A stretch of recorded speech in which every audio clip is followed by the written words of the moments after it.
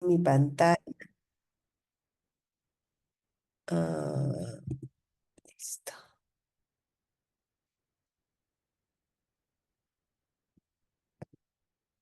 Bien. Gracias por la invitación al comité de Huaynacay. Espero que se esté escuchando bien. Si no, avísenme si es que hay algún problema para escuchar.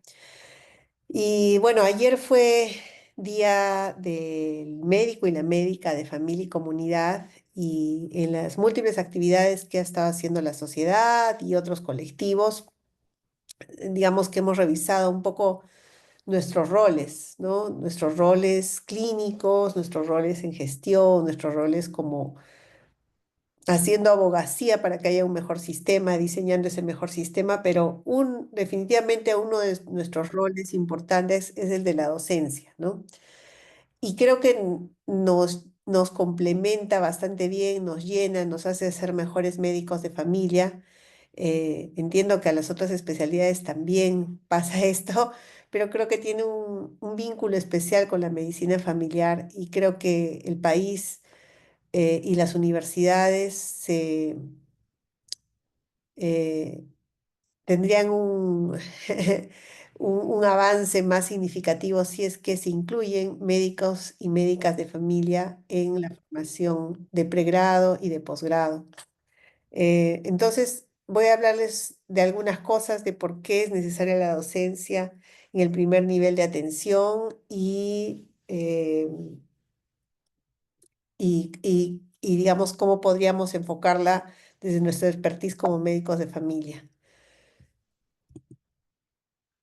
Julio Ramón Ribeiro, uno de nuestros escritores más famosos, cuentista, tiene un cuento que se llama Al pie del acantilado, que es uno de los que más me gusta de él, ¿no? Y en este cuento, él tiene extraído este párrafo que dice, nosotros somos como la higuerilla, como esa planta salvaje que brota y se multiplica en los lugares más amargos y escarpados. Véanla cómo crece en el arenal, sobre el canto rodado, en las acequias sin riego, en el desmonte, alrededor de los muladares. Ella no pide favores a nadie, pide tan solo un pedazo de espacio para sobrevivir. No le dan tregua el sol ni la sal de los vientos del mar. La pisan los hombres y los tractores, pero la higuerilla sigue creciendo, propagándose, alimentándose de piedras y de basura. Por eso digo que somos como la higuerilla, nosotros, la gente del pueblo. Tal vez en algunos momentos sentimos que somos como esa higuerilla porque el sistema muchas veces es adverso, tal vez no solo con los médicos de familia, sino también en general con los profesionales de salud y sobre todo creo que con los profesionales de salud que tenemos vocación, que queremos hacerlo bien. A veces pareciera que el sistema no nos garantiza eso, pero creo que tenemos que ser como la higuerilla, ¿no? Como esa planta salvaje que brota y se multiplica en los lugares más amargos y escarpados. El movimiento Huaynacay, el colectivo de médicos de familia, creo que son un ejemplo de eso. Entonces, he estado buscando en mi archivo general de la República y he encontrado esta foto de la primera promoción que se graduó en nuestro policlínico Juan José Rodríguez Lazo, donde yo enseño hace muchos años. He tenido algunos periodos fuera por cargos de gestión. Ahora también estoy en otro cargo de gestión, pero seguramente en algún momento voy a volver a mi querido policlínico, donde desde el 2007 formamos médicas y médicos de familia. Fue un paso importante, eh, creo, para salud, que es donde yo ejerzo la docencia. Yo soy coordinadora del programa de residentado en la Universidad Cayetano Heredia, donde tenemos sedes de MINSA y de salud. Pero en salud se dio una confluencia de oportunidades. Una de ellas es que habían médicos de familia o había plazas de médico de familia en los establecimientos de salud y es a partir de eso que se forman las sedes docentes, ¿no? Ayer en el conversatorio que tuvimos en el Ministerio de Salud conversábamos un poco de esta reducción tan crítica de las plazas de medicina familiar en Lima, ¿no? De 65 plazas a ocho plazas en todo Lima. Y me parece que en regiones, por el MINSA, de ochenta y tantas a cuarenta y tantas. En salud no he hecho el conteo, me parece que se han reducido, pero no tan drásticamente. Em, pero ayer nuestra presidenta también conversaba de eso, la presidenta de la sociedad, Rosemary Moscoso, y decía, es por varias aristas que se ha dado esto, y yo concuerdo, ¿no? O sea, eh, para hacer docencia en el primer nivel necesitamos varios ingredientes, ¿no? Establecimientos de salud que tengan las condiciones para poder hacer la labor docente y también docentes entrenados en docencia y en el caso de los médicos, médicos de familia y comunidad que hayan aprendido a ser especialistas en medicina de familia y comunidad, que ejerzan como médicos de familia y comunidad y que puedan enseñar a otros médicos a ser médicos de familia y comunidad y que también puedan enseñar a los alumnos cómo se practica en el primer nivel de atención, con ética, basados en evidencia, con humanismo. Todo eso se puede hacer en el primer nivel de atención. Así que traje esta foto del baúl de los recuerdos. Esta foto debe ser más o menos del 2010, o sea, hace 15 años, porque ahí es que terminó la primera promoción que tuvimos. Ah, muy bien, entonces quiero hablarles en estos minutos de qué enseñamos en el primer nivel de atención, de la experiencia de llegar a ser médico y cómo el humanismo también se puede enseñar en el primer nivel de atención, tanto en el pre como en el posgrado, de la enseñanza centrada en el estudiante para los que ya están en la carrera docente y una pequeña guía para los profesores. Ya existen documentos tan antiguos como este, ¿no? Que creo que para mi generación todavía suena cercana, pero tal vez ustedes, algunos de ustedes ya ni habían nacido cuando se ha dado este documento. El Consejo General de Médicos hizo este documento que se llama El Médico del Mañana, miren, en 1993, y donde decía que la enseñanza clínica debe adaptarse a los patrones cambiantes en el cuidado de la salud, debe proveer una experiencia educativa en atención primaria y servicios de salud en la comunidad, tanto como en servicios hospitalarios. La enseñanza clínica debe reflejar los patrones cambiantes del cuidado de la salud, debe proveer experiencias educativas en una variedad de ambientes, incluyendo hospitales, centros de atención primaria, centros comunitarios. Desde el inicio, los estudiantes deben tener oportunidades de interactuar con gente de diferentes estratos sociales, culturas y etnias. Eh, ¿Qué podemos aprender en el primer nivel de atención? Hace ya 5 años, el Ministerio de Salud eh, publicó el documento de perfil de competencias esenciales que orienta la formación del profesional de salud médico. Hizo en el 2020 el del médico y enfermera, y con la idea de hacer después el de los otros profesionales, creo que no lo llegó a hacer, cambió la gestión y ya no lo pudieron hacer. Pero en este del perfil de competencias esenciales, es decir, el Ministerio de Salud arma un perfil de qué es lo que quiere que las universidades enseñen, qué competencias deben tener eh, los futuros médicos para que puedan servir al país, al sistema de salud. Y, por ejemplo, el documento del Ministerio de Salud dice que eh, se debe entrenar a los futuros médicos en habilidades clínicas, evaluación clínica centrada en las personas, tratamiento integral de lo frecuente, rehabilitación y cuidados paliativos, promoción de cambios de comportamiento individual y colectivo y abordaje de los determinantes sociales de salud, intervenciones de salud pública, razonamiento clínico y toma de decisiones basadas en evidencia, habilidades de comunicación, conocer el sistema de salud para ser un agente de cambio, gestión clínica y de establecimientos de salud de primer nivel, docencia, investigación, manejo de información y aplicar tecnologías de información, em, compromiso con el bienestar de las personas, con equidad, liderazgo y trabajo en equipo.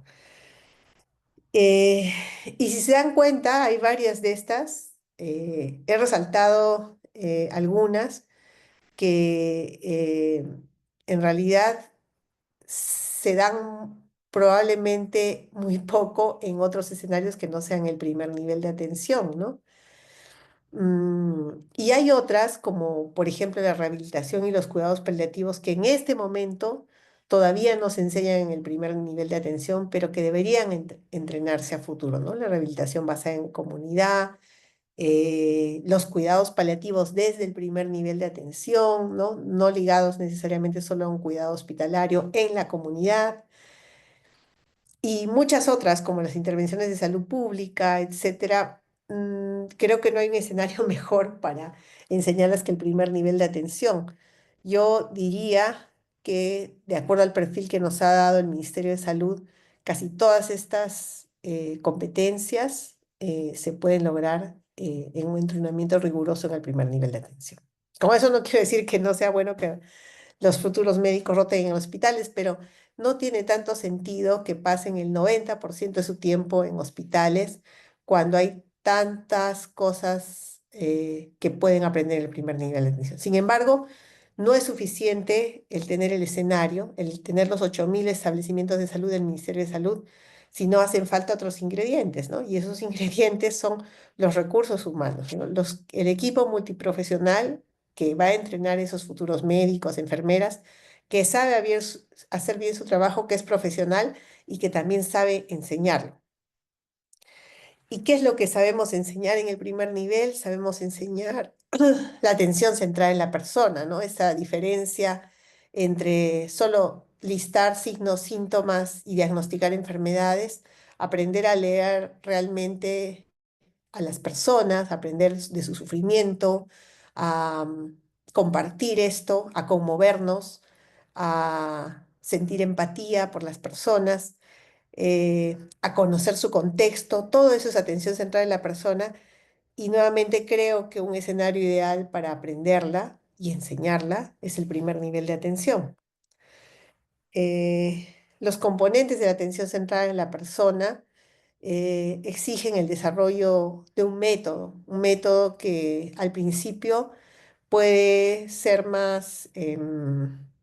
menos intuitivo, ¿no? Uno se tiene que acordar qué preguntar cuando pregunto la dolencia, cómo evalúo la salud, cómo exploro el contexto proximal, distal, eh, y cómo hago esa conjunción para tomar decisiones compartidas, cómo mejoro la relación médico-paciente. Uno se da cuenta que a los estudiantes les cuesta inicialmente, pero los residentes de segundo, tercer año les empieza a salir más naturalmente porque han estado expuestos a cómo se hace, ¿no?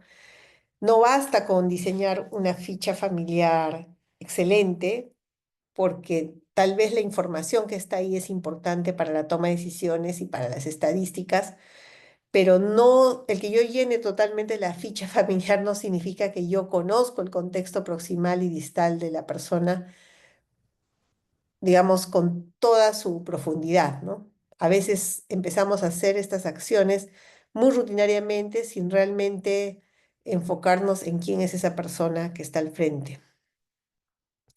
Ayana Ají decía que un antídoto contra la presión por hacer escucha es la escucha y la atención, la reflexión, la espera, la capacidad de ser testigo y de prevenir el daño. Y Arthur Kleinman decía que el compromiso existencial para estar con la persona enferma y facilitarle la construcción de una narrativa de su enfermedad que le permita dar sentido y valor a su experiencia, lo que constituye el núcleo moral del hecho de ser médico y la experiencia de la enfermedad, ¿no? Con los residentes siempre converso que Ayana Hit dice que estamos acá para dos cosas, que son las que están al final, ¿no? La capacidad de ser testigo, ¿no?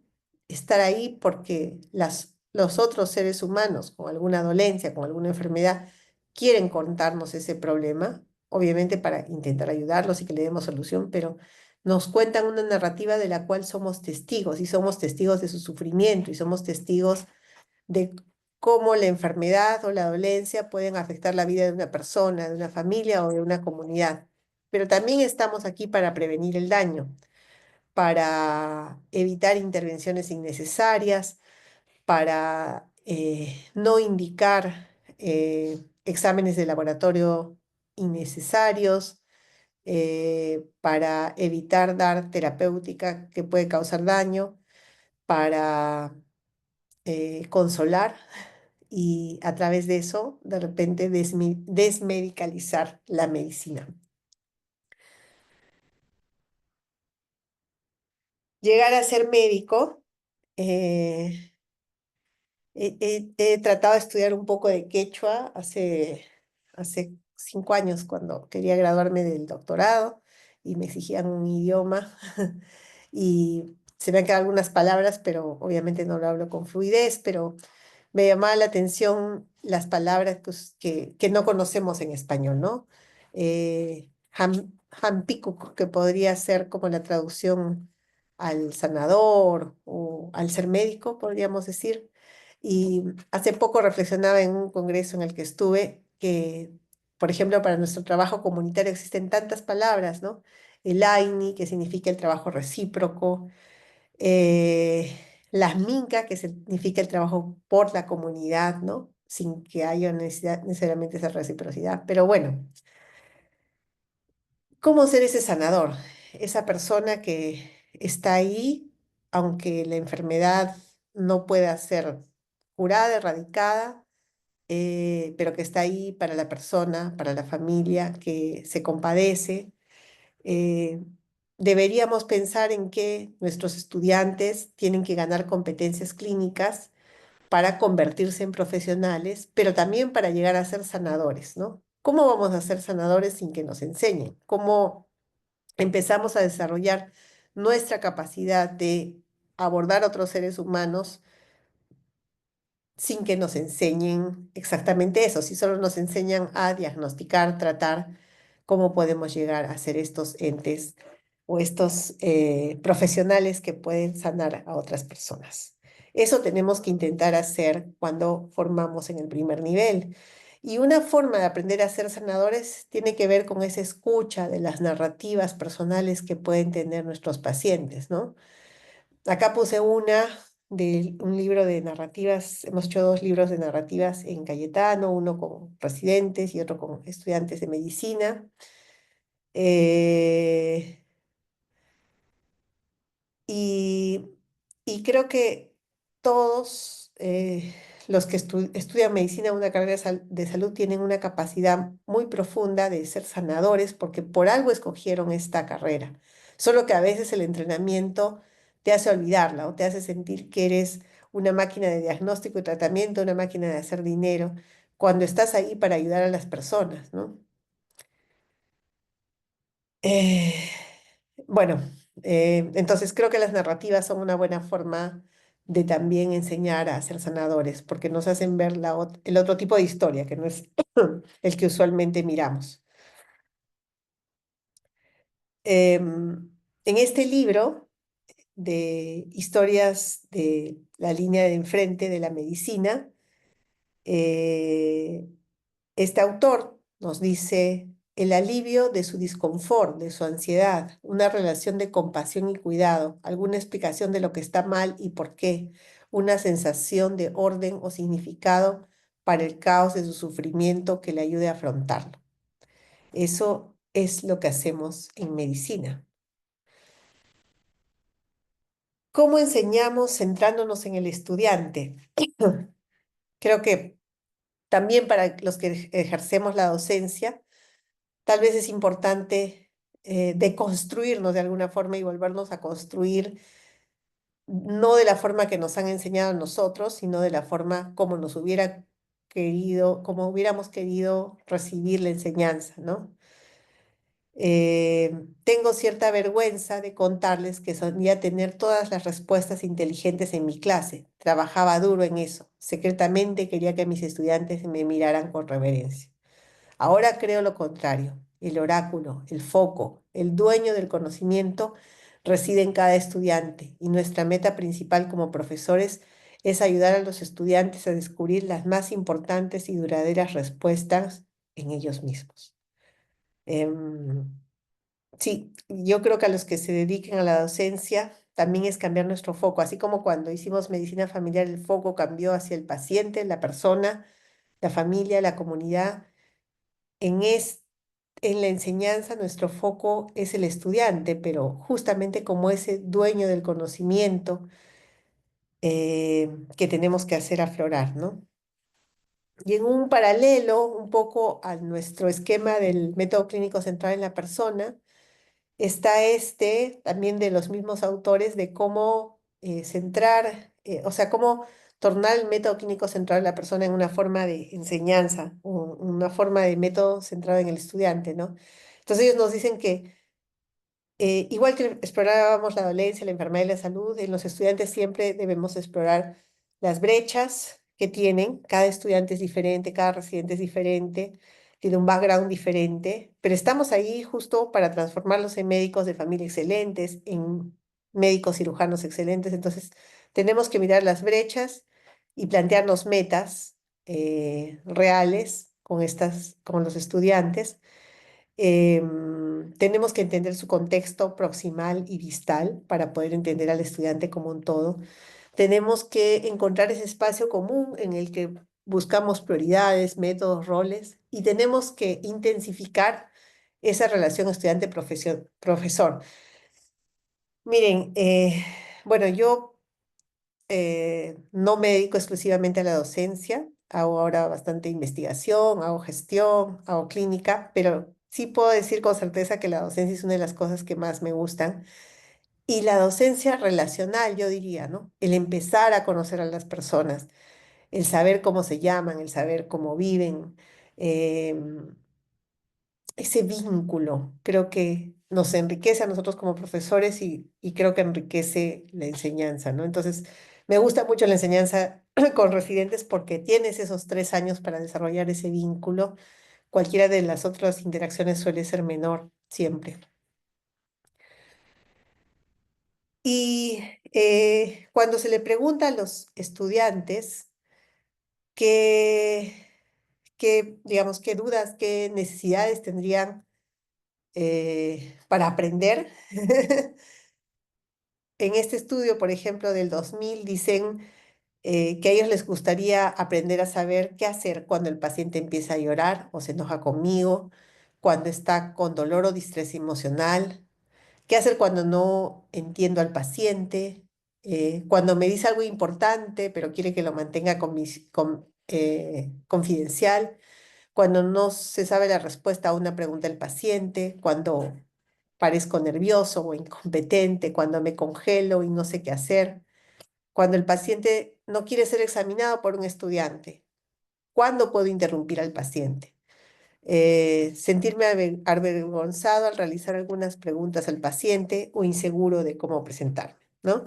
Y no creo que, o sea, creo que no muchas cosas de estas las enseñamos, ni siquiera en los cursos formales de comunicación que puede haber en algunas facultades de medicina, o ya me dirán después.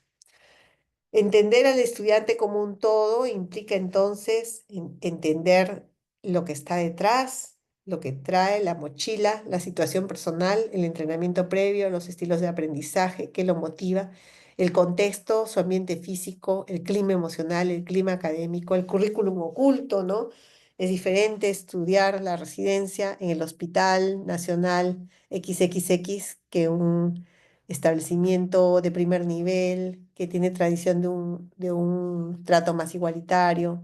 e- Este, hay un currículum, no sé si oculto, pero una forma de practicar la enseñanza diferente.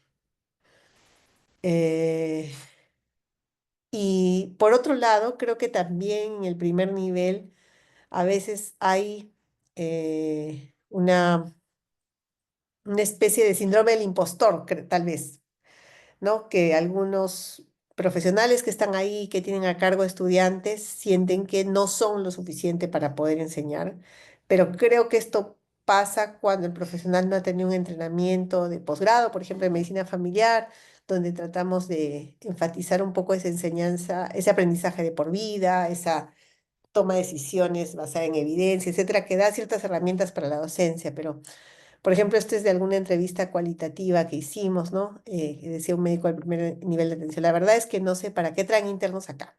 ¿Qué les puedo enseñar yo? Que vayan a aprender al hospital. Encontrar el espacio común significa que va a haber políticas nacionales, va a haber modelos que tenemos que cumplir, va a haber indicadores que tenemos que cumplir y entonces obviamente estamos haciendo docencia, pero también estamos practicando en el mundo real. Entonces, eso es parte del aprendizaje que tiene que tener el estudiante. Tenemos que llegar a metas de logro de competencias, pero también tiene que esto estar inmerso en lo que hace día a día un profesional en el sector público o en el sector privado donde se forme. Esta relación alumno-estudiante traigo esta cita de Palmer. Dice, aprendí que mi regalo como profesor es la habilidad de bailar con mis estudiantes para co-crear un contexto en el cual todos nosotros podamos aprender y enseñar, y que este regalo sirve mientras me mantenga abierto, confiado y esperanzado en quienes serán mis estudiantes. Si eh, empezamos a mirar qué qué diferente y qué enriquecedor puede ser el espacio del primer nivel de atención, del espacio más cercano a la comunidad, de las visitas domiciliarias, para poder enseñar. Creo que no pararíamos de poder enumerar todas las competencias que se pueden adquirir ahí, ¿no? Este libro, Un hombre afortunado, que es la historia de un médico rural, eh,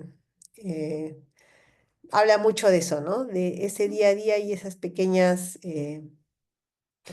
esos pequeños encuentros o esta forma de practicar la medicina que le hace tan especial, ¿no? Si consideramos el cuidado de nuestros pacientes como una actividad rutinaria y accesoria, es difícil que consigamos convencer a nadie de que nuestro trabajo es fascinante. Creo que un ingrediente importante para enseñar bien en el primer nivel es estar convencidos de que este trabajo que hacemos ahí es importante, fascinante y requiere muchas competencias, mucho intelecto, mucha buena práctica, mucha ciencia, mucha conciencia. Algunos pasos para los tutores, los que ya están ahí o los que quieren ser profesores, ¿no? Hay que conocer a los estudiantes como personas. Hay que desafiarlos a ir más allá, que no se queden con solo lo que pueden hacer, pero también hay que darles soporte. Hay que recordar cuando fuimos estudiantes y crear un ambiente empático. Hay que enseñar con el ejemplo, ¿no?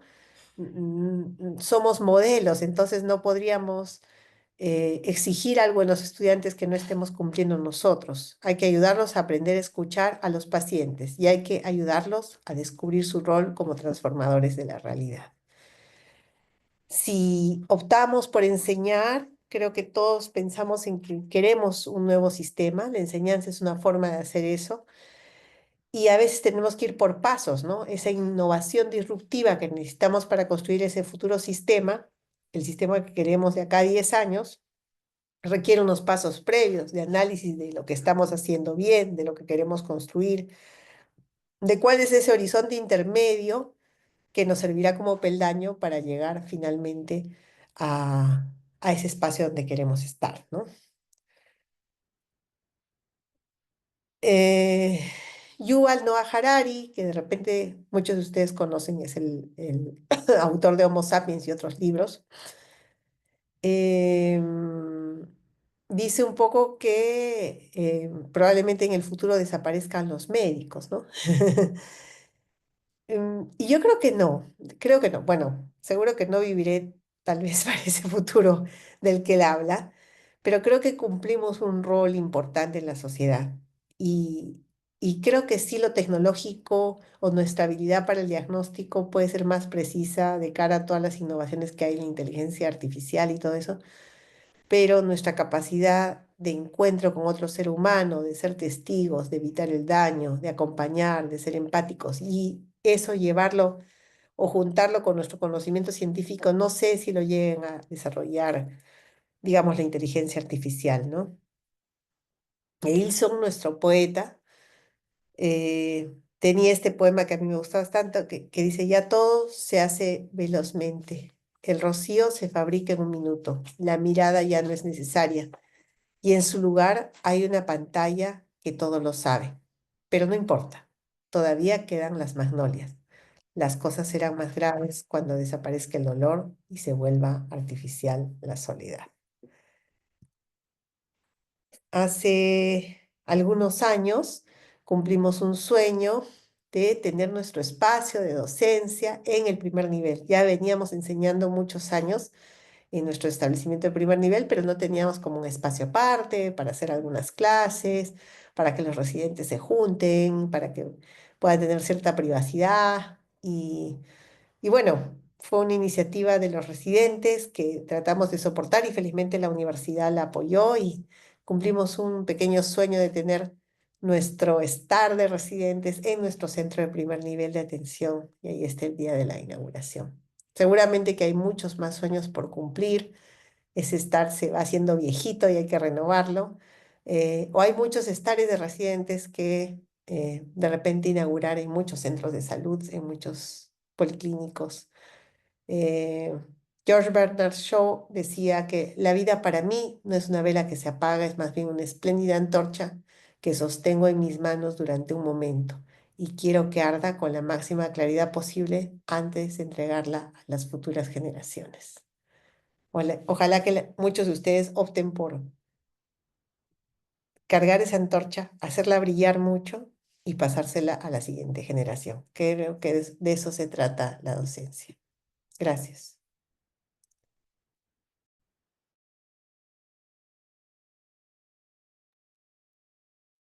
Muchas gracias, doctora, por sus palabras, por su ponencia, por su tiempo. Realmente muy ilustrativa, muy útil. Lo que nos ha mencionado nos recuerda muchas experiencias que hemos tenido en la formación y los nuevos caminos que probablemente podamos estar emprendiendo o vamos a emprender en un futuro, ¿no? Eh, el camino de la docencia es algo muy interesante, fascinante, como lo ha mencionado, y desafiante también, podría decir. Eh, pero creo que es una labor que todos deberíamos, de una cierta manera, de un grado u otro, tratar de desarrollarlo, ¿no? Eh, Personalmente, yo no desarrollo docencia, pero actualmente yo llevo un trabajo en Padomi Niños haciendo cuidados paliativos y tenemos una residente de medicina familiar que se ha incorporado a nuestro servicio este mes y he tenido la posibilidad de interactuar con la residente en una rotación en un día, ¿no? Haciendo atención. Entonces, sentí lo que en algún momento sentí cuando yo era residente y otro médico de familia me enseñaba de esos temas que también yo le hablaba a ella. Entonces, sentí como que la vida era un círculo, ¿no? Como lo mismo que he dicho, ¿no? Esa llama que se ha transmitido de una persona a otra, ¿no? Y que no debemos dejar morir. Y bueno, acá tengo un comentario de Vilma, por ejemplo. Muchas gracias, palabras esperanzadoras. De Luz Núñez. Pregunta, ¿cómo adaptarnos a las nuevas generaciones en la docencia? No solo en la parte del conocimiento, de la tecnología, que en varios casos nos rebasan, sino también en otros aspectos alineados a las nuevas formas de aprender.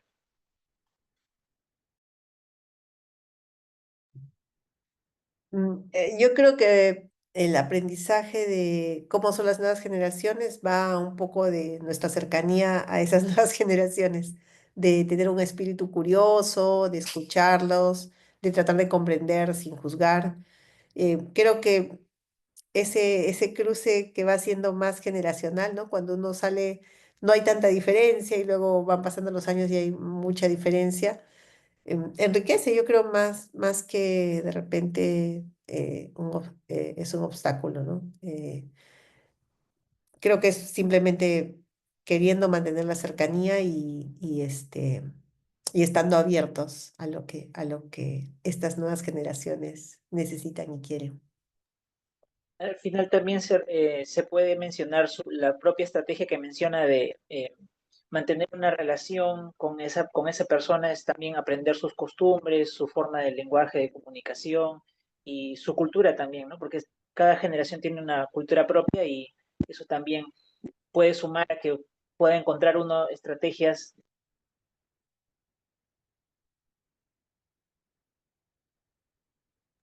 Creo que se apagó tu micro, Ayrton, al final. Sí, perdón. Preguntan también aquí cómo cambiarles el chip a los funcionarios administradores del primer nivel que necesitan ser atendidos por el profesional especialista en el tema. Creo que no hay una respuesta específica para eso, hay diferentes frentes, ¿no? Desde ser ese profesional, o sea, si por ejemplo ya eres un médico de familia que está en un establecimiento desplegar todas tus capacidades de ser ese profesional polivalente, resolutivo, que trata bien a los pacientes. Eso hace pensar a los gestores que, aunque no conozcan mucho la especialidad, ¿por qué puede ser necesario tener más especialistas de este tipo, ¿no? Y luego, no sé, también ayer, en toda esta semana, el sábado y el lunes que hemos tenido actividades por el Día de la Medicina Familiar, hablábamos un poco de ocupar posiciones de poder, ¿no? Ocupar espacios o prepararnos para ocupar esos espacios, porque a veces las decisiones se tienen que tomar desde esos espacios, ¿no? Siempre hay diferentes espacios de resistencia y de lucha, pero a veces van a llegar momentos en que tenemos que estar preparados para ocupar los espacios donde se pueden hacer el cambio. Entonces, creo que va por todos. Bueno, lo otro es aliarnos con la comunidad, ¿no? Que es algo que hacemos poco. Nos dedicamos mucho a, digamos, cosas que van más dentro, ¿no? La investigación, la docencia, todo eso va dentro del mismo grupo, ¿no? Pero la comunidad es un aliado que todavía no estamos buscando, no para buscar formas de hacer trabajo comunitario, que sí hay muchas buenas experiencias del país, sino de cómo nos aliamos con ellos para que sean los actores de exigir ese sistema que se necesita, para que sean las personas que digan, yo quiero tener un médico de cabecera que me vea todo el tiempo, ¿no? Creo que es un espacio que nos falta afianzar o explorar o buscar que haya más abogacía desde la comunidad que nos acompañe, ¿no? La doctora Juliana Sandoval pregunta cómo estimular a sus estudiantes o cómo estimula usted a sus estudiantes más jóvenes para superarse. Si tengo la oportunidad de estar más tiempo con ellos, es creo que conociéndolos más, ¿no? Yo siempre hago el símil con la atención centrada en la persona porque creo que es tal vez lo que más conozco, digamos, de método o el que más uso es que solo puedo, por ejemplo, motivar a un paciente a que cambie de estilos de vida si conozco más su contexto, si sé qué lo motiva, si sé qué está detrás de lo que podría motivarlo a hacer el cambio. Creo que pasa también en la docencia, ¿no? O sea, yo puedo motivar a alguien más si conozco quién es, qué le gustaría, ¿no? Cómo alineo esos intereses que podría tener a lo que vamos a hacer. Pero también, ya específicamente al ser médico o médica de familia, mostrándole cuán satisfactoria puede ser el accionar de un médico de familia en el primer nivel, ¿no? Porque eso puede motivarlo o motivarla a mirar que estos profesionales pueden, digamos, ser multifuncionales y hacerlo bien, ¿no? Y hacerlo en un entorno científico y humano. Entonces eso también puede ser fuente de motivación para los estudiantes. Eh, Giovanna Argote pregunta cómo ayudar al residente que eligió la medicina familiar como segunda opción cuando su meta era desarrollar otra especialidad.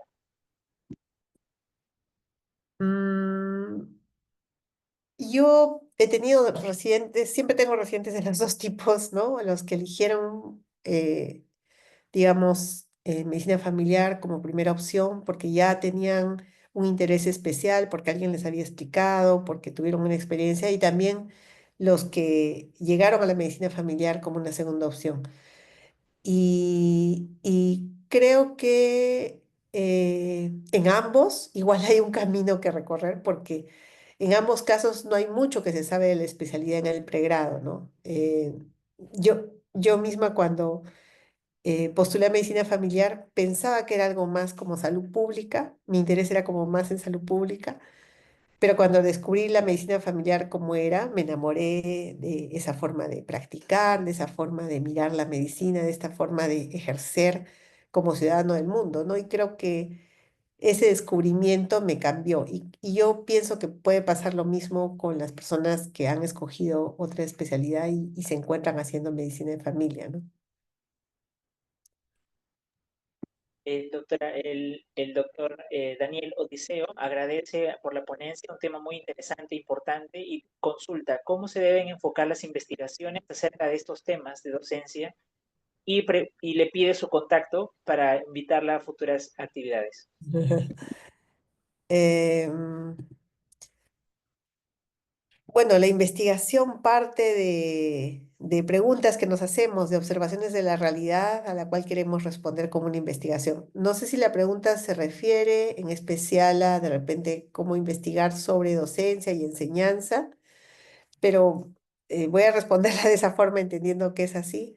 Creo que hay una brecha importante en estudiar un poco mejor algunas cosas que hacemos en docencia, ¿no? Si bien es cierto, ya hay más metodologías que están estudiadas en otras partes del mundo, no tanto es aquí, ¿no? En los últimos años hemos hecho algunas experiencias de investigación en la universidad, sobre todo, que es mi experiencia. Por ejemplo, por muchos años tratábamos de dar un contenido de comunicación a los residentes.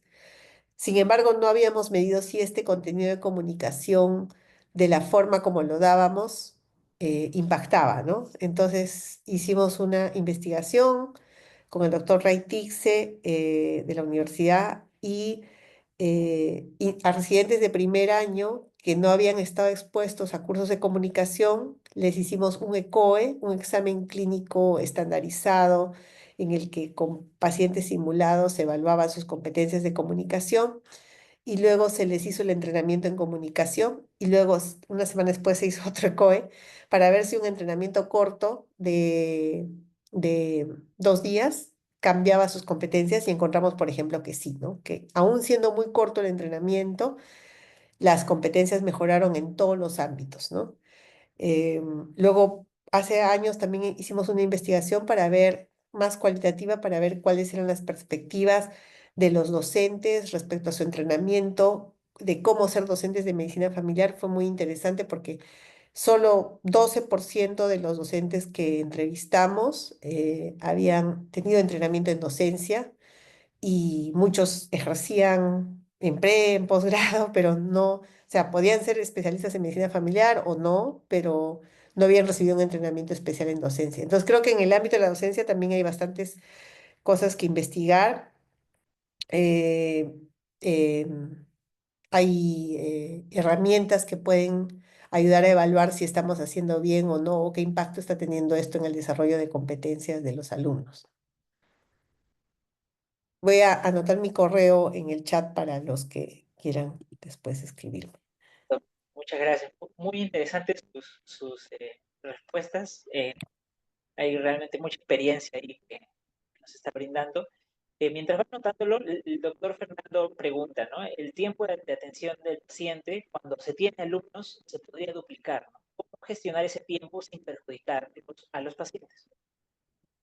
Ajá. Ahí hay que buscar formas, ¿no?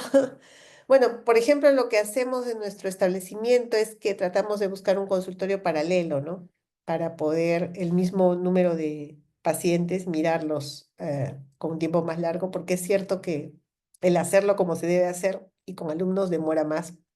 En otros países, por ejemplo, en España, los que ejercen tutoría tienen un tiempo más largo cuando lo hacen con estudiantes o residentes, pero de hecho ya sus tiempos son cortos, o hacen como una programación diferenciada. Un tiempo, por ejemplo, cuando recién iniciamos nosotros la residencia, que luego ya quedó más estandarizado con lo que llamamos nosotros consultorio docente en Cayetano, es que tratábamos de reservar un espacio en acuerdo con los jefes del establecimiento de una tarde en un consultorio en el policlínico o en el centro donde estemos para que podamos citar pacientes, pero que podían ir como adicionales a nuestra consulta de la mañana, por ejemplo, eh, pero con los cuales les explicamos desde el inicio que iban a estar con residentes, que iba a ser una consulta más larga. Y esas consultas empezaron a tornarse más en consultas del ámbito psicosocial y más o menos le dedicamos una hora a eso, hacemos retroalimentación. Entonces, depende, yo creo, del ambiente donde se está, que cómo buscar formas de poderlo hacer, ¿no? Eh, Igual con 12 minutos, digamos, el que el residente o el alumno pueda ver como un clínico experto trata de abordar la mayor parte de cosas de forma integral en 12 minutos, también es un tipo de enseñanza. Y luego con el tiempo puede ir intentando hacerlo o él o ella misma, ¿no? Doctora, preguntan también, para mencionar el nombre de Cristian Trevejo, pregunta, ¿qué método de evaluación considera adecuado para valorar el rendimiento de los residentes? Y también pregunta si es que su policlínico acepta rotantes de provincia.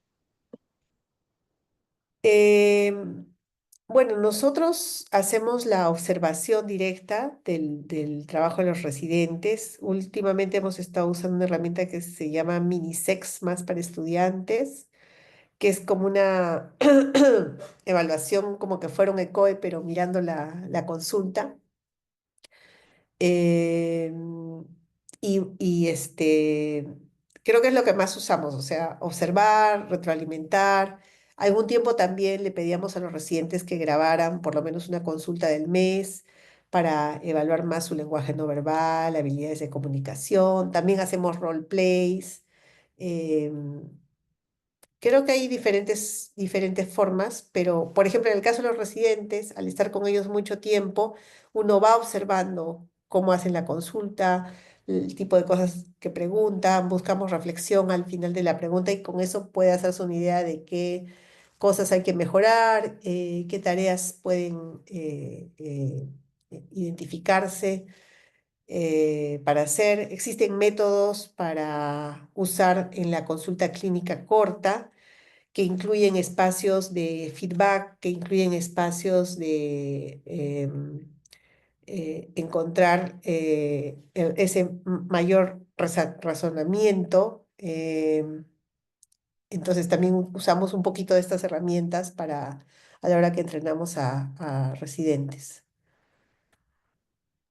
Y doctora, por ejemplo, el doctor Leonid pregunta, ya de forma un poco más general, ¿cómo podemos lograr nosotros desarrollar esas habilidades y competencias con respecto a docencia y también investigación enfocadas a atención primaria y salud pública? Estudiando.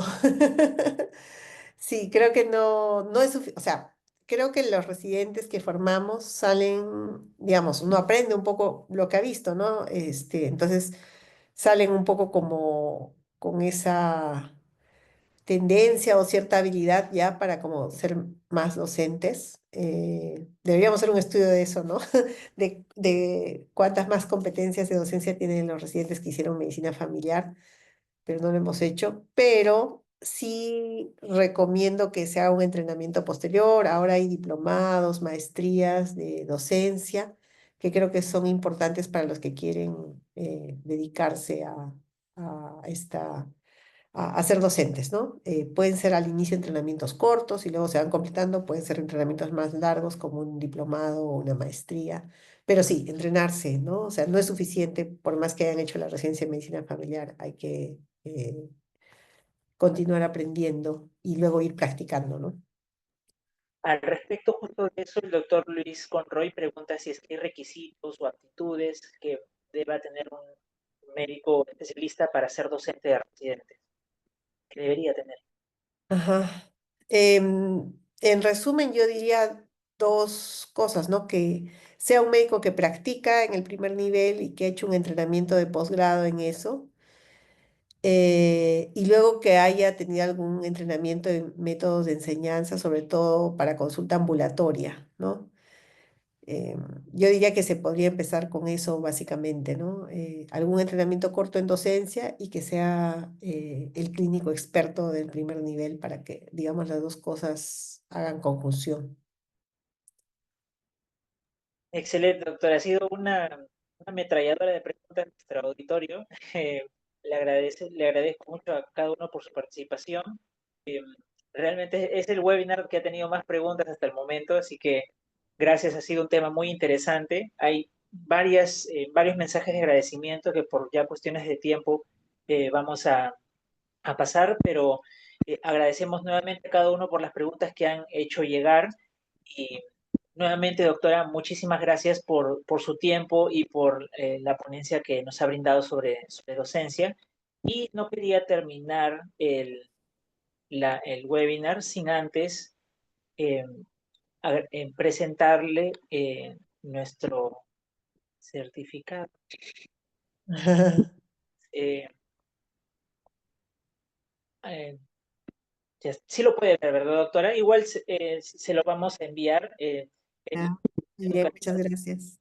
y el movimiento de Huayna Perú le agradece por su participación como ponente en este webinar del mes de mayo del 2025, titulado Docencia desde el primer nivel de atención, y agradeciéndole por su tiempo, su profesionalismo, su experiencia, su sabiduría y su paciencia. Le agradecemos nuevamente su participación, doctora. Gracias, gracias Nailín, gracias a Ayrton, gracias Diana, que fue la que me contactó.